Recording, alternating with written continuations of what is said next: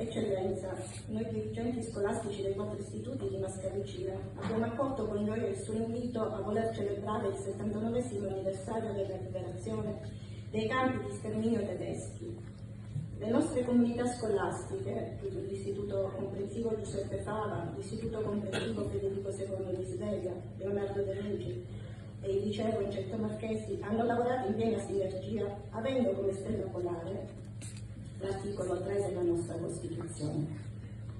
Tutti i cittadini hanno pari dignità sociale e sono uguali davanti alla legge, senza distinzione di sesso, di razza, di lingua, di religione, di opinioni politiche, di condizioni personali e sociali. Ed è compito della Repubblica rimuovere gli ostacoli di ordine economico e sociale che limitano di fatto la libertà. In virtù di ciò, nel 2000, con la legge 20 luglio 2011, è stato istituito il Giorno della Memoria, il ricordo dello sterminio e delle persecuzioni del popolo ebraico e dei deportati militari e politici, italiani e non ovviamente, nei campi nazisti.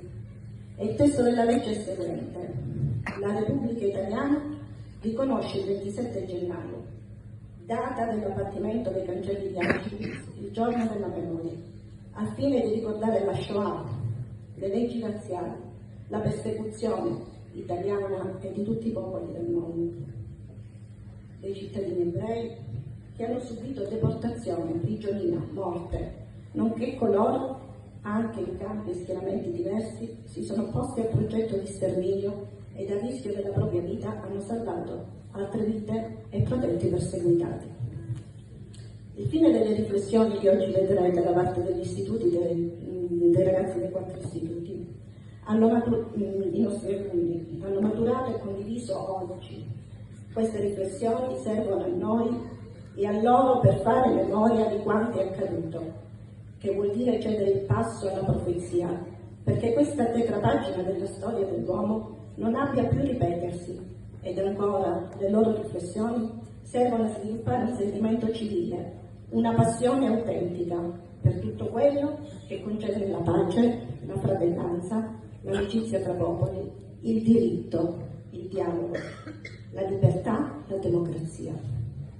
Ringrazio Sua Eccellenza il Prefetto, le autorità presenti civili, militari e religiose, il dirigente del movimento territoriale di Catania, Luigi Grasso, e il sindaco di Mascalucia, che insieme alla sua giunta hanno reso possibile la realizzazione dell'evento.